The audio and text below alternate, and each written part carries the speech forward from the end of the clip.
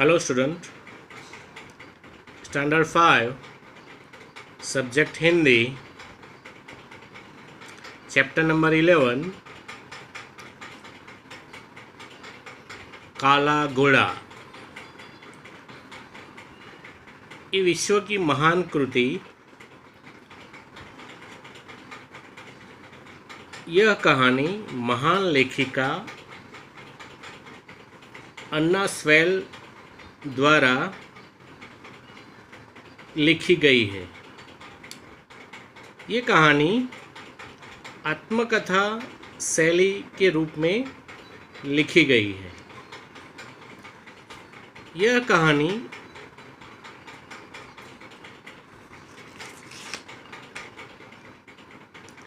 हमें यह सिखाती है कि पशु पक्षियों को प्रेम दो तो वे हमारे जीवन को खुशहाल कर देते हैं।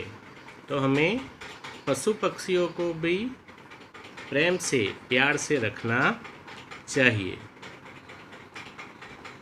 सो स्टूडेंट, कहानी को समझते हैं। आज मुझे अपना पिछला जीवन इस तरह याद आ रहा है जैसे मैं कोई सपना देख रहा हूँ। सबसे पहले मुझे वह सुंदर चरगाह याद है।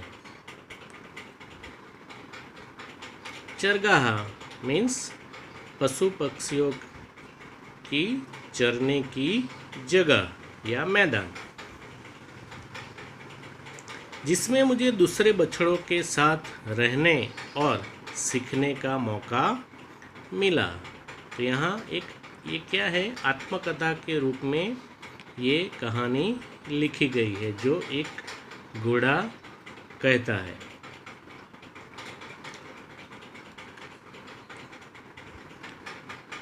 उनमें कुछ तो बहुत बड़े थे और दुलत्तियाँ मारकर मुझे तंग भी करते थे।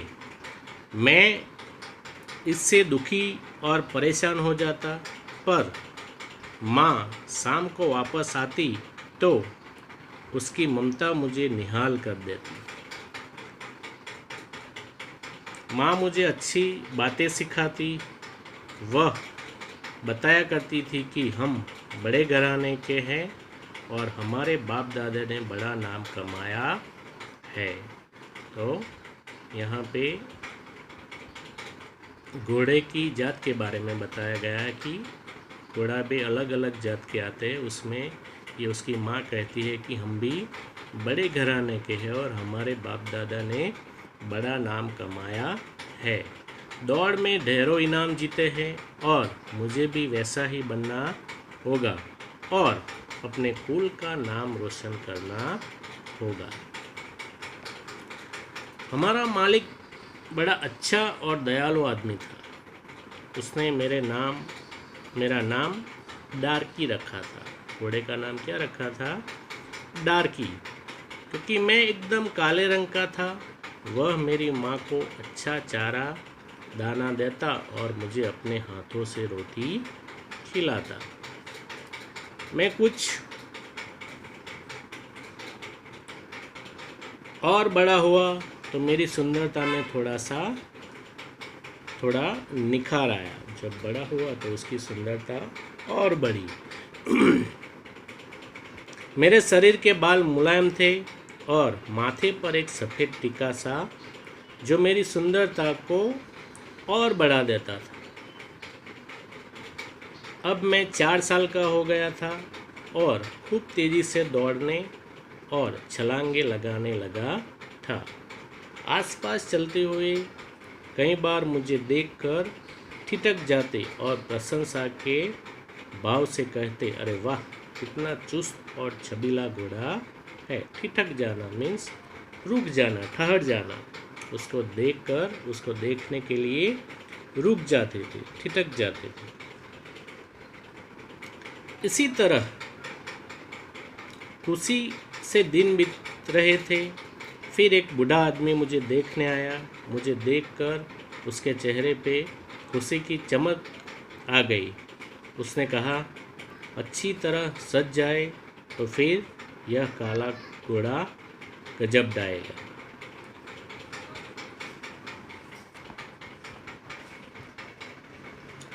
एक दिन मेरे मालिक ने कहा, प्यारे डार्की, अब तुम मुझसे विदा हो रहे हो, जहाँ जा रहे हो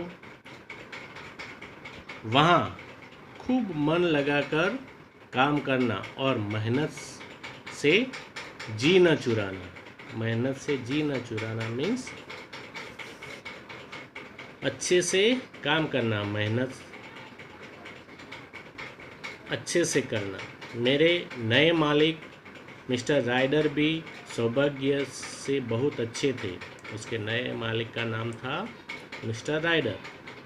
उनकी पत्नी भी बहुत ही सरल हृदय की और दयालु थी। उन्हें मैं बहुत भा गया। एक दिन उन्होंने खुशी से चहक कर कहा, अरे सुनो, इसका नाम ब्लैक ब्यूटी कैसा रहेगा? सुनते ही मेरा मालिक जैसे नाच उठा। हाँ हाँ, ब्लैक ब्यूटी, वाह क्या नाम है, अद्भुत। तो उसके नए मालिक मिस्टर राइडर ने घोड़े का नाम क्या रखा? Black beauty. मालिक के बेटे का नाम था सैमसन। मिस्टर राइडर जितने उदार थे, सैमसन उतना ही दुष्ट। एक बार सैमसन ने मुझसे इतना ज़्यादा काम लिया कि मैं बुरी तरह थक गया। मेरे पैर इधर से उधर भटक जाते।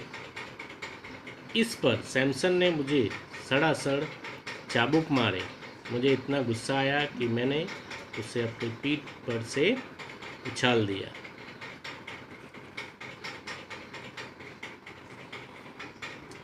मैंने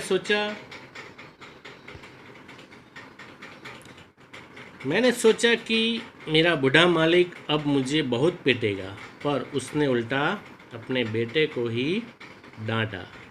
घोड़े ने सोचा कि मैंने इसके बेटे को पीठ से उछाल दिया है तो उसका बूढ़ा मालिक उसको डांटेगा, पर उसने उसके बेटे को ही डांटा। कहा, तुम नहीं जानते कि जानवरों को भी प्यार की ज़रूरत होती है?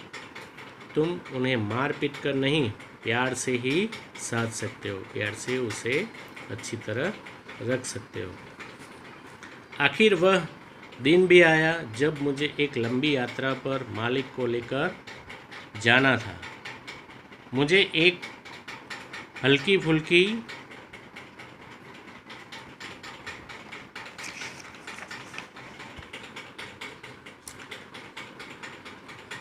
जॉन ने कहा, रुकिए मालिक, ज़रूर कोई बात है। जो उसके साथ एक लड़का आया था, जॉन, उसने कहा, रुकिए मालिक, ज़रूर कोई बात है। तभी दूर से टॉर्च की रोशनी हम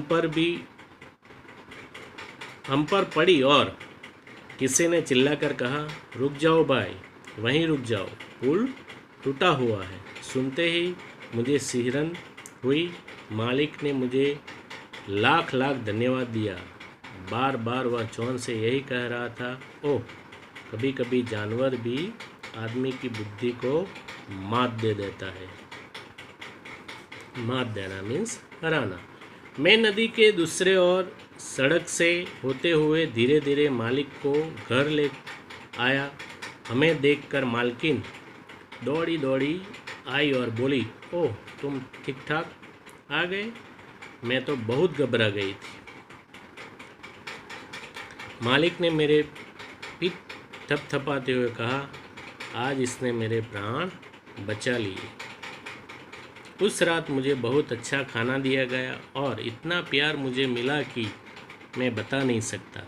वह पूरी रात जैसे खुशियों और सुंदर सपनों भरी रात थी, जिसे चाहूँ भी तो जीवन भर भूल नहीं सकता। सो स्टूडेंट, ये पाठ से हमें यह शिक्षा मिलती है कि पशु पक्षियों को प्रेम दो तो वो हमारे जीवन को खुशहाल बना देते हैं। यह कथा आत्मकथा शैली के रूप में लिखी गई है और उसकी लेखिका है अन्ना स्वेल। सो स्टूडेंट, चैप्टर 11 काला घोड़ा